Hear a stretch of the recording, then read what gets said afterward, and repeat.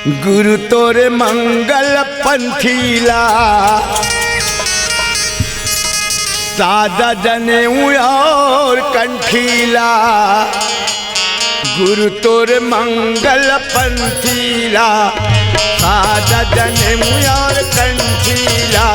मैं मूरत कैसे भूलाऊंगा सतनाम गुन गाऊंगा तोरे चरणों में शीश झुकाऊंगा। गुरु तोरे मंगल पंथीला सादा जनेऊ कंठीला। मैं मूरत कैसे भुलाऊंगा सतनाम गुन गाऊंगा तेरे चरणों में शीश झुकाऊंगा। ए बाबा गुरु तोरे मंगल पंथीला सादा जनेऊ और कंठीला। मैं मूरत कैसे भुलाऊं बाबा तोरे चरणों में शीश झुकाऊंगा सतनाम गुन गाऊंगा। गुरु तोरे मंगल पंथीला सादा जनेऊ कंठीला। मैं मूरत कैसे भुलाऊंगा सतनाम गुन गाऊंगा तेरे चरणों में शीश झुकाऊंगा। सादा जनेऊ कंठी के बात है सात धागा और सात गांठ है। कंठी जनेऊ की बात है सात धागा और सात गांठ है। सादा जनेऊ कंठी के बात है सात धागा और सात गांठ है। सादा जने कंठी की बात है सात धागा और सात गांठ है। सात नाम के कर लो सुमरन कट जाही तोर तन के पाप है। सात नाम के कर ले सुमरन कट जाही तोर तन के पाप है। सात नाम के कर लो सुमरन कट जाही तोर तन के पाप है। सत नाम के कर ले सुमरन कट जाही तोर तन के पाप है। मैं चंदन तिलक लगाऊंगा गुरु तोरे मंगल पंथीला सादा जनेऊ कंठीला। मैं मूरत कैसे भुलाऊंगा सतनाम गुन गाऊंगा तेरे चरणों में शीश झुकाऊंगा। बाबा गुरु तोरे मंगल पंथीला सादा जनेऊ और कंठीला। मैं मूरत कैसे भुलाऊं बाबा तोरे चरणों में शीश झुकाऊंगा गुण गाऊंगा तोरे चरणों में शीश झुकाऊंगा। गुरु तोरे मंगल पंथीला सादा जनेऊ कंठीला। मैं मूरत कैसे भुलाऊंगा सतनाम गुन गाऊंगा तेरे चरणों में शीश झुकाऊंगा। ये 10 दरवाजा तेरा बंद पड़ा है एक दरवाजा खुला पड़ा है। 10 दरवाजा तेरा बंद पड़ा है एक दरवाजा तेरा खुला पड़ा है। 10 दरवाजा तेरा बंद पड़ा है एक दरवाजा खुला पड़ा है। 10 दरवाजा बंद पड़ा है एक दरवाजा तेरा खुला पड़ा है। कंठी जनेऊ के कर ले जा कट जाही 84 पाप। कंठी जनेऊ के कर ले जा कट जाही 84 पाप। कंठी जनेऊ के कर ले जा कट जाही 84 पाप। कंठी जनेऊ के कर ले जा कट जाही 84 पाप। 16 मुक्ति गलो मिल जाहीगा। गुरु तोरे मंगल पंथीला सादा जनेऊ कंठीला। मैं मूरत कैसे भुलाऊंगा सतनाम गुन गाऊंगा तेरे चरणों में शीश झुकाऊं। ए बाबा गुरु तोरे मंगल पंथी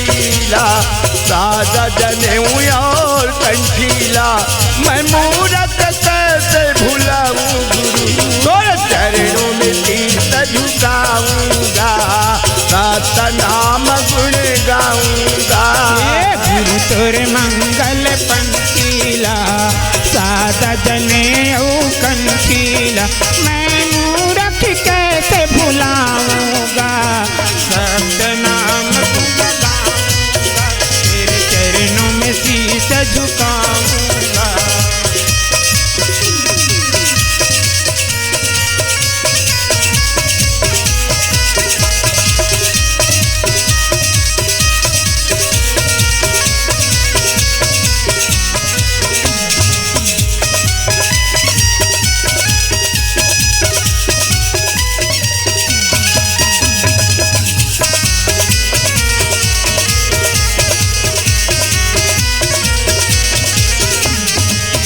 तोर मंगल पंखीला, सादा जनेऊ और कंठीला, मैं मूरख कैसे भुलाऊं गुरु, तोर चरणों में शीश झुकाऊंगा, सतनाम गुण गाऊंगा।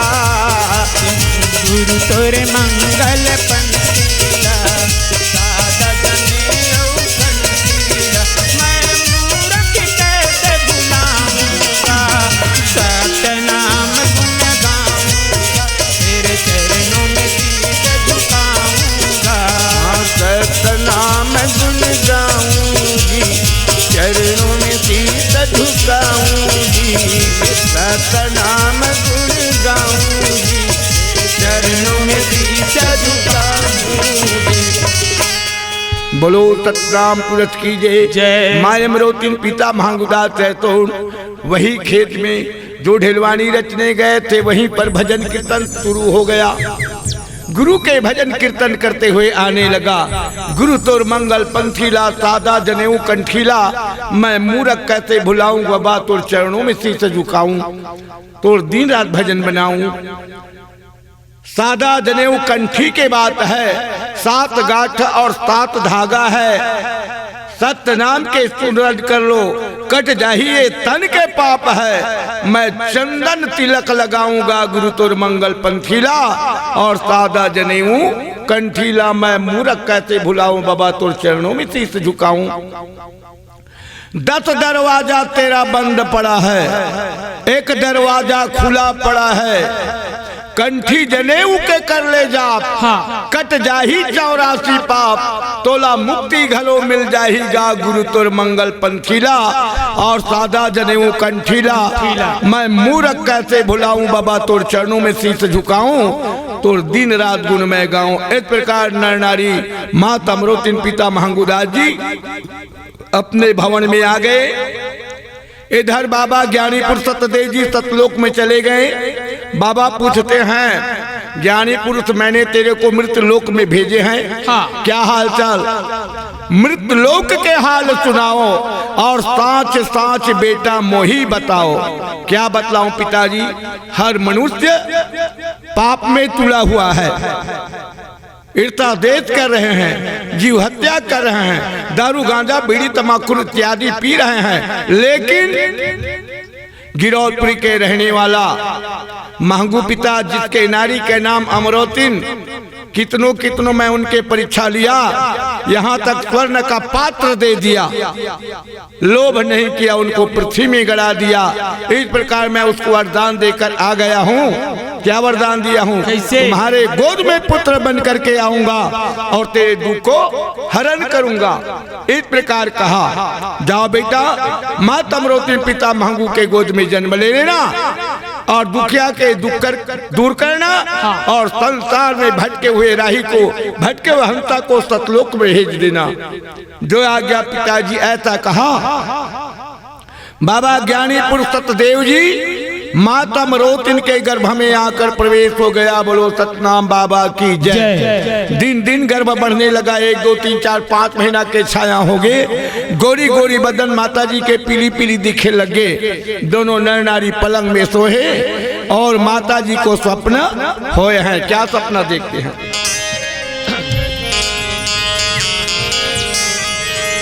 मैं देखे सपना जोड़ी मोर, अमरोतिन बोले अंगना में फूला फूल ही हो अमरावती बोले मैं देखे सपना जोड़ी मोर अमरावती बोले अंगना में फूल खिले वो अमरावती बोले मैं देखे सपना जोड़ी मोर अमरावती बोले अंगना में फूला फूल ही वो अमरावती बोले मैं देखे सपना जोड़ी मोर अमरावती बोले अंगना में फूल खिले वो अमरावती बोले अंगना में फूला फूल ही वो अमरावती बोले अंगना में फूला फूल ही वो अमरावती बोले अंगना में फूल खिले वो अमरावती बोले अंगना में फूल खिले वो अमरावती बोले अंगना में फूला फूल ही वो अमरावती बोले अंगना में फूला फूल ही वो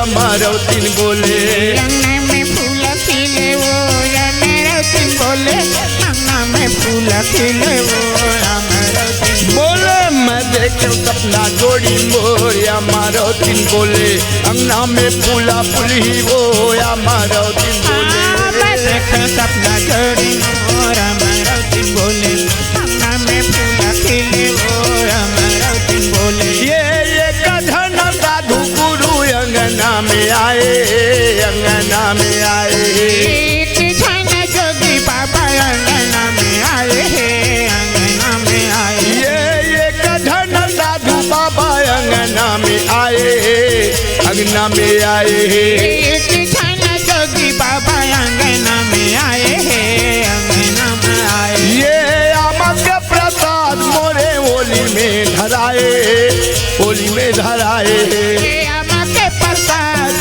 दे होली में धराए है होली में धराए स्वामी होली में धराए होली में धराए होली में धराए है होली में धराए साहेब होली में धराए होली में धराए होली में धराए है होली में धराए ये घर भर हो ही जोर अमरावती बोले मैं देखे सपना जोड़ी मोर अमरावती बोले अंगना में फूला फूल ही वो अमरावती बोले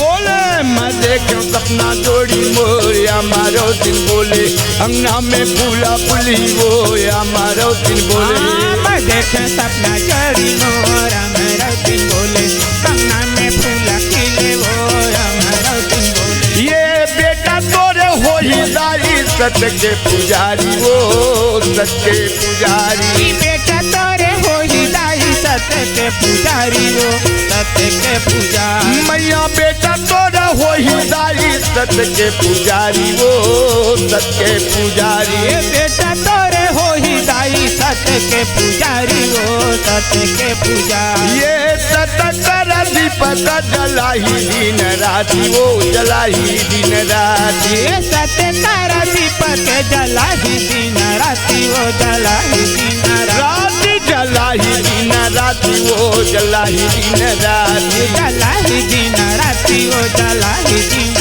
हाँ जलाही दिन राति वो जलाही दिन राति जलाही दिन राति वो जलाही दिन ये दुनिया में हो ही जे कसोर अमरावती बोले मैं देखे सपना जोड़ी मोर अमरावती बोले अंगना में फूला फूल ही वो अमरावती बोले मैं देखे सपना जोड़ी मोर अमरावती बोले अंगना में फूल खिले वो अमरावती बोले मैं देखे सपना जोड़ी मोर अमरावती बोले अंगना में फूला फूल ही वो अमरावती बोले मैं देखे सपना जोड़ी मोर अमरावती बोले अंगना में फूल खिले वो अमरावती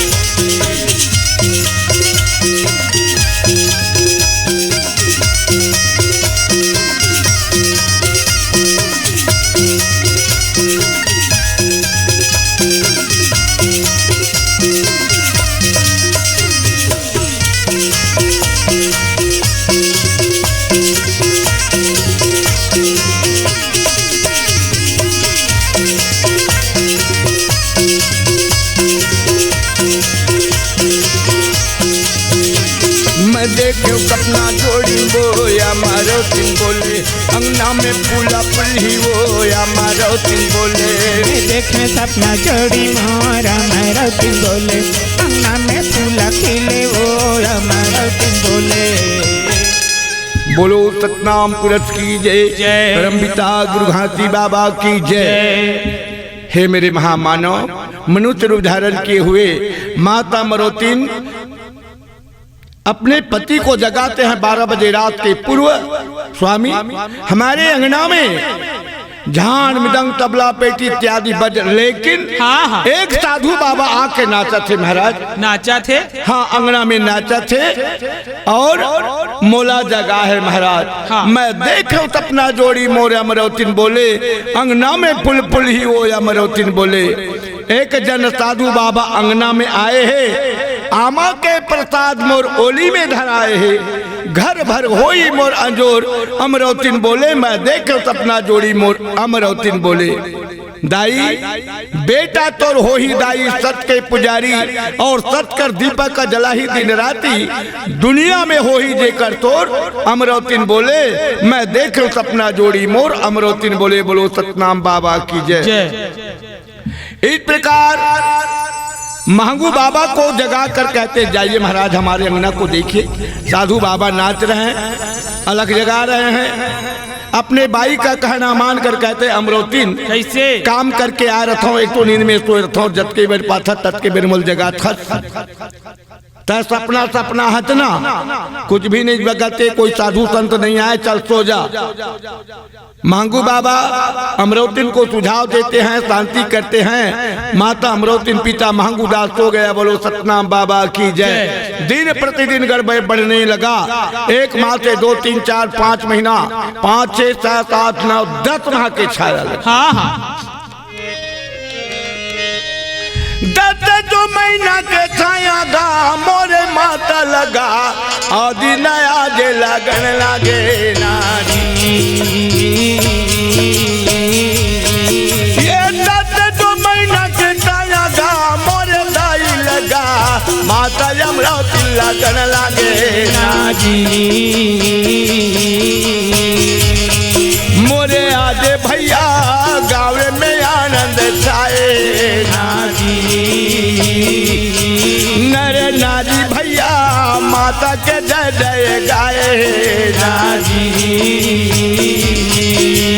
10 महीना ये माता ला मोर हो गे दाई आज ये माता हो गे संगवारी।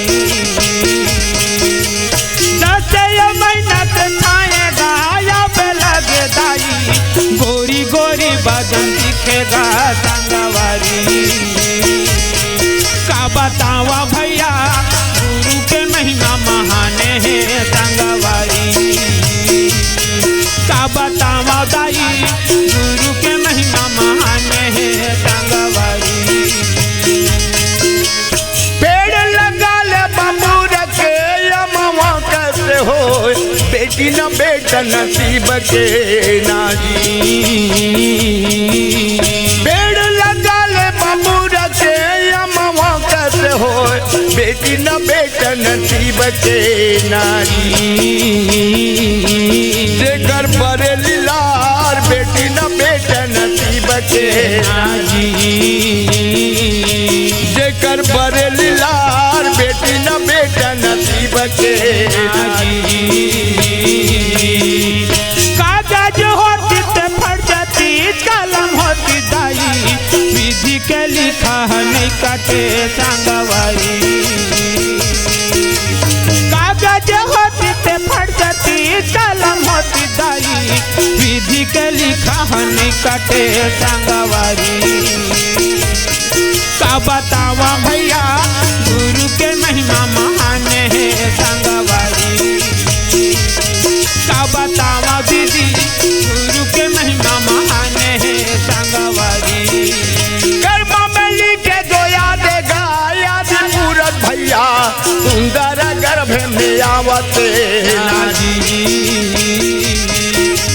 गाँव गिरौत में याद गा कुछ गाएगा जय जयकार बोलाए नारी।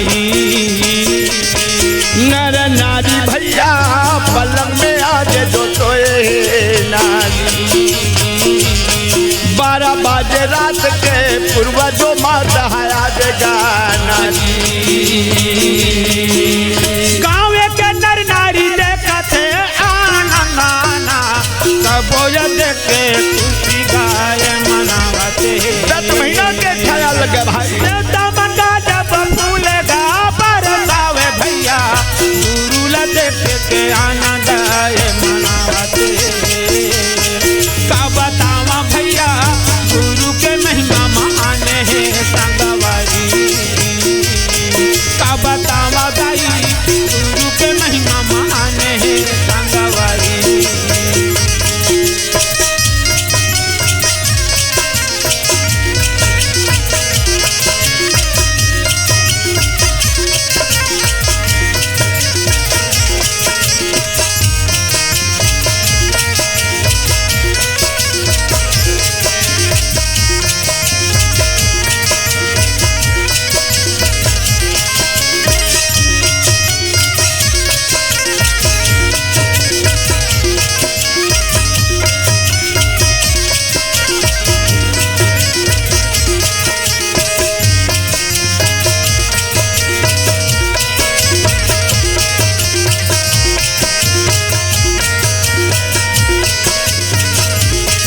गाँव भर नर नारी आनंद आज मनावते नारी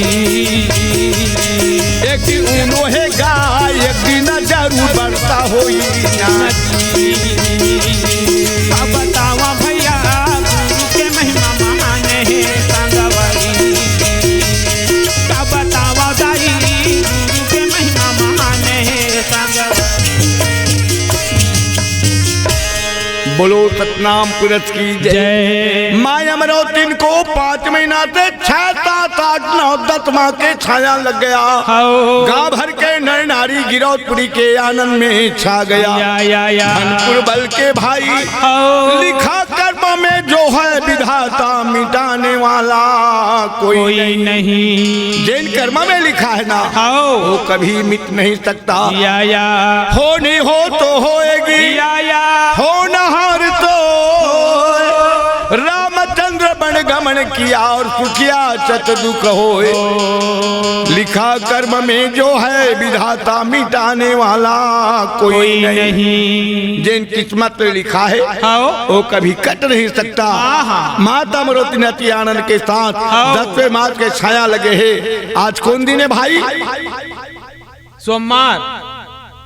लेकिन वो दिन इतवार काली पड़ रही ना। तिथि 13, दिन इतवार, तारीख 17। माता अमरौती पिता महागुरु सोए हैं। उजेली रात फिर स्थित बरत रहे हैं। बाबा पूरा तैतून किस प्रकार के गर्भ से पैदा जन्म लेने की तैयारी किए हैं। लेकिन ओकर पूर्व माता अमरौती स्वप्न देखा का स्वप्न देखा थे भाई? बाजा बाजते है धरतिया, बाजा बाजते अधरतिया, बाजा बाजते अधरतिया, बाजा बाजते अधरतिया, बाजा बाजाते हैं अधरतिया, बाजा बाजाते हैं अधरतिया, बाजा बाजाते हैं अधरतिया, बाजा बाजाते हैं अधरतिया। ये बाबू के दादा गुड्डू के दादा बाजा बाजत है अधरतिया। हे बाबू के दादा गुड्डू के बाबा बाबा बाजत है अधरतिया। हे बाबू के दादा गुड्डू के दादा बाजा बाजाते हैं अधरतिया। हे बाबू के दादा गुड्डू के दादा बाजा बाजाते हैं अधरतिया। ये रंगे बिरंगे के बाजा बाजत हवे कान में मोरे सुनाए, स्वामी कान में मोरे सुनाए। रंगे बिरंगे के बाजा बाजा था वह कान में मोरे सुनाए, जोड़ी कान में मोरे सुनाए। हाँ रंगे बिरंगे के बाजा बाजा था वह कान में मोरे सुनाए, स्वामी कान में मोरे सुनाए। रंगे बिरंगे की बाजा बाजा था वह कान में मोरे सुनाए, जोड़ी कान में मोरे सुनाए। ये जाकर देखो जो अग्नि अंगनाला स्वामी जोगी जो संत नाचे संत है नाचे। जाके देखा सुनल जोड़ी जोगी हाय दे नाचे जोगी हाय दे नाचे। गुरु अंगना में अलग जगाए स्वामी अंगना में अलग जगाए। अंगना में अलग जगाए जोड़ी अंगना में अलग जगाए। अंगना में अलग जगाए स्वामी अंगना में अलग जगाए। अंगना में अलग जगाए राजा अंगना में अलग जगाए। ये झांझे मजीरा जो भी ना जो बातरी झांझे मजीरा जो भी ना जो बातरी अंगे में हमर बाजे बाजा बाजा ते अधरतिया। बाबू के दादा गुड्डू के दादा बाजा बाजा कहे अधरतिया। ए बाबू के दादा गुड्डू के पापा बाजा बाजा कहे अधरतिया। हाय बाबू के दादा गुड्डू के दादा बाजा बाजते अधरतिया। बाबू के दादा गुड्डू के पापा बाजा बाजते अधरतिया। गुड्डू के दादा गुड्डू के दादा बाजा बाजा कहे अधरतिया। ए बाबू के दादा गुड्डू के दादा बाजा बाजा कहे अधरतिया।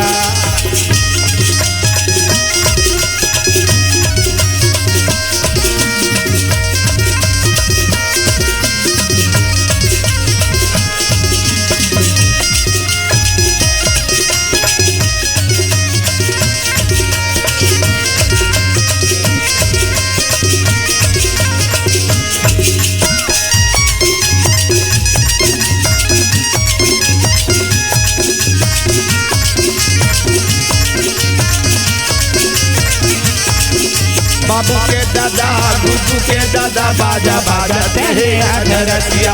ए बाबू के दादा गुड्डू के दादा पापा बाजा बाजा अधरतिया बाजा बाजते अधरतिया। बाजा बाजाते अधरतिया बाजा बाजाते अधरतिया। बोलो सतनाम पुरत की जय हो। परम पिता गुरु घाटी बाबा की जय। माँ अमरवती अपन स्वामी जगह थे स्वामी नाथ प्रीतम। हमारे अंगना में रंग बिरंग के बाजा बज रहे हैं। साधु बाबा अलग जगा रहे हैं झान मृदंग तबला पेटी हारमोनियम। जाकर देखिए सहनाई वगैरह के आवाज आज से महाराज अंगना ला जाके देखा। अमरवती कैसे मैं काम करके आ रहा हूँ जत के बेर पाथा तत के बेर मोल जगह छस। हमारे अंगना में कछु नहीं बाजते नहीं बाजाते हो। जाके देखो महाराज नहीं बाजाते। हमारे अंगना में ही नाचा थे रंग बिरंग के बाजा बज रहे हैं। हाँ हाँ जाइए नारी के कहना मानकर अपने पत्नी माँ अमरवती के कहना मानकर अंगना में आ गया। कुछ भी नहीं बज रहा है। अंगना तो गली में चले गए कुछ नहीं बजे। पूरे गिरौदपुरी को छान मारा कुछ भी नहीं बज रहा है। घर में वापस आ गए अमरवती। कैसे मैं पूरे गिरौदपुरी को छान मारा कहीं पर बाजा का आवाज नहीं है। तेजराम कैसे अरे माता के ब्रह्मांड में बाजा थे तब बाहर में कहाँ दर्शन मिली भाई। नहीं मिले दादा। और जैन बाजा ला दर्शन करे बर है ना तो मैं सबला सुना सकता हूँ। सुनना चाहता हूँ। हाँ तो एक काम कर कोई चीज पाए बार कोई चीज खोल रखे ना जी चल उखरू बैठ गए और दोनों ठन माड़ी के ऊपर कोहनी रख। हाँ रखा गे। और दोनों ठन कान में अंगूठा भर। और दोनों आखिर इस प्रकार बंद कर। और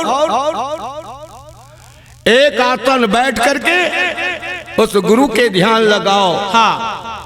सबके ब्रह्मांड में झान मृदंग तबला पेटी हारमोनियम सुनाई देगा ये गारंटी है। बोलो सतनाम बाबा की जय हो। अमरवती सपना सपना हाथ मैं जान रहे तोला डर लगा थी तय डरा था एक तती पलंग लले के अंदर भवन में सो जा। और मैं पश्चिम बरांडा में सोआ था।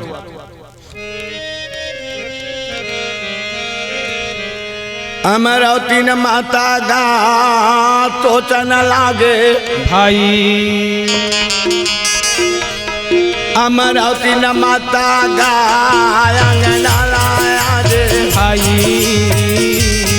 मोरे पलंग ले अंदर भवन में माता ले लगन लागेगी। मोरे पलंग ले अंदर भवन में माता लगे, मोरे अंदर भवन में गा माता कोवन लागे भाई, मोरे अंदर भवन में गा माता कोवन लागे भाई, मोरे अंदर भवन में गा माता लगन लागे भाई, मोरे अंदर भवन में गा माता जावन लागे भाई।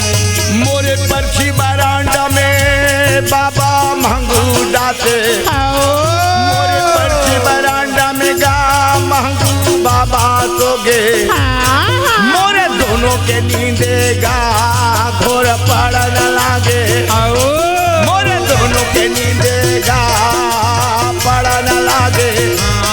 वही सत्य पुजारी का मोर सोवन लागे, मोरे महबूब बाबा का नाम सोवन लागे। मोरे 4 बजे मोरे रात के समय आवन लागे, मोरे 12 बजे के बाद तुम मार लग गए।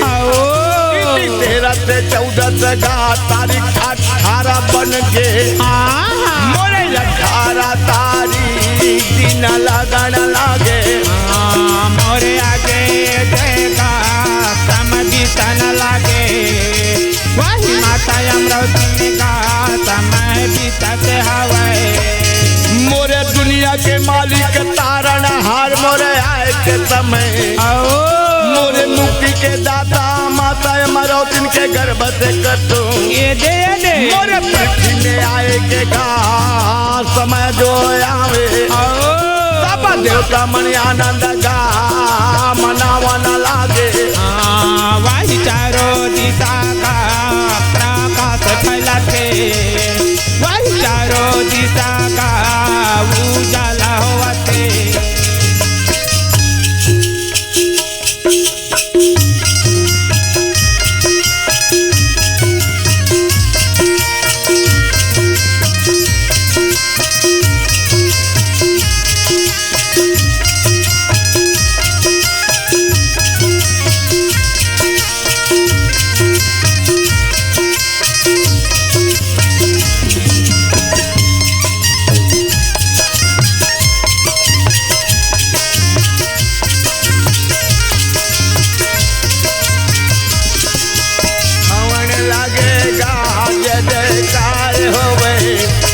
मोरे गाँव की रौद में गा चारों गीत जय जय। मोरे आगे देगा समय बीतन लागे, वही सत्य पुजारी का मोरे आवन लागे। बोलो सतनाम पुरष की जय, परम पिता गुरु घासी बाबा की जय। 10वें मास के जब छाया लगे ना, माता अमरावती अपने पति को कहकर अंदर भवन में सो जाती है। महंगू बाबा तो परशुराम बरांडों में सो जाते हैं। देवता आकाश से जय जयकार करने के लिए तैयारी है। काबर कैसे धरती में पृथ्वी में पालन करता, पालनहार, मुक्ति के दाता और तार लेने की समय आ गया है। दिन दुखियों की दुख दूर करने के लिए, अवतार लेने के लिए समय आ गया है। इस प्रकार सभाएं तो सभी ओर से जय जय की ध्वनि होने लगा। फिर होते हैं क्या भाई, कैसे 4 बजने की समय आ गया, या रात्रि 4 बज गए। प्रातः समय पुनि भोर हुआ, पावन काल बखान। प्रातः समय पुनि भोर हुआ, पावन काल बखान। घर में भय अंजोर पुनीत गुरुदन, घर में भय अंजोर गुरु के पुनिया दोल समान। ये घर में भय अंजोर पुनीत गुरुदन सुनीता। घर में भय अंजोर गुरु के पुनिया दोल समान। सन 1756 लिखू मार्ग तिरा सचिवारे। सन 1756 लिखू मार्ग तिरा सचिवारे। अमरावती के लाल भयो जी बारे तू गया पार। तिनके लाल भयो जी बाढ़े झूठे अपार। हाय अमरावती के लाल भयो जी बाढ़े झूठे अपार। अमरावती के लाल भयो जी बाढ़े झूठे अपार। गुरु घाटी के जन्म कथा पढ़े तूने जो को। गुरु घाटी के जन्म कथा पढ़े तूने जो को। पुत्र लाभ निश्चय मिला जी सफल मनोरथ होए। तिनके लाल भयो जी घर में भय अजो। ये पुत्र लाभ निश्चय मिला जी सफल मनोरथ।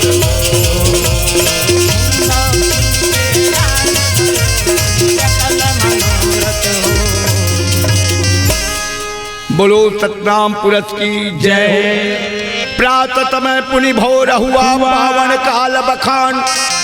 घर में भय अंजोर पुनि तुतु रोदन सुनिए कान।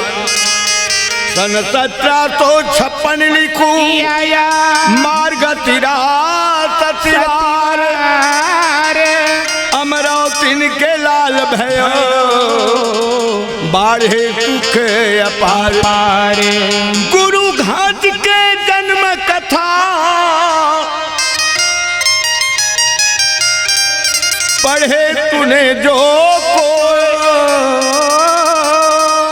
पुत्र लाभ निश्चय मिला सफल मनोरथ होए।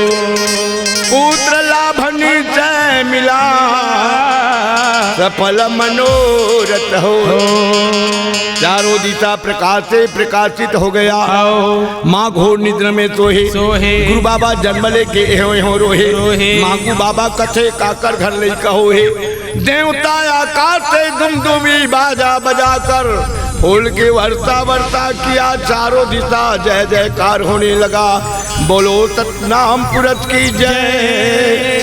परम पिता गुरु घाटीदास बाबा की जय हो। अनंत ज्ञान निधि सागरम करुणानिधे तत्पुरुषाय रूपेण गुरु घाटी बाबा नमामि। स्मरणे नित्यं भवा सर्वलोकैकनाथम। गुरु घाटीदास अभयस्तम। जगत बंदिता बोलो सतनाम पुरष की जय। परम पिता गुरु घाटी बाबा की जय। बोलो संत समाज की जय। अपने अपने गुरु माता पिता की जय हो।